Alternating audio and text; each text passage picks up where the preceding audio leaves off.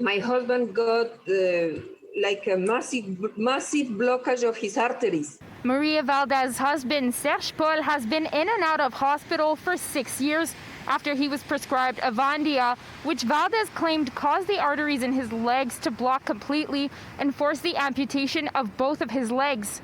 A Canada-wide settlement was reached in 2019, compensating people for cardiovascular injuries. But because amputation was not found as one of the side effects, Valdez and her husband have not received any compensation. His legs were getting slim, very, very slowly. And he was like for 1 year consulting one doctor and the other, going to the hospital and the other. And then finally we realized that he was given a medication that was taken off from the market in Europe. Serge Paul was initially given this medication to control his type B diabetes, but experts say Avandia rosiglitazone fell out of favor on the Canadian market, largely due to its produced side effects. I've never specifically heard about it causing amputations. That's not one of the big side effects. The big ones are heart attacks, heart failure. It can sometimes cause liver damage. That was another one that was present for a while.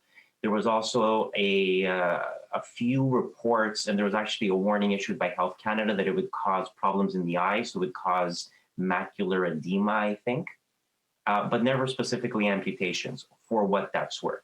Maria Valdez claims the healthcare system abandoned her husband as it took several months for doctors to elaborate recommendations on how to treat him. But after Paul's leg turned black, doctors at the General Jewish Hospital had to amputate him. City News reached out to the hospital, but they responded saying they could not discuss specific cases because of regulations governing privacy and confidentiality.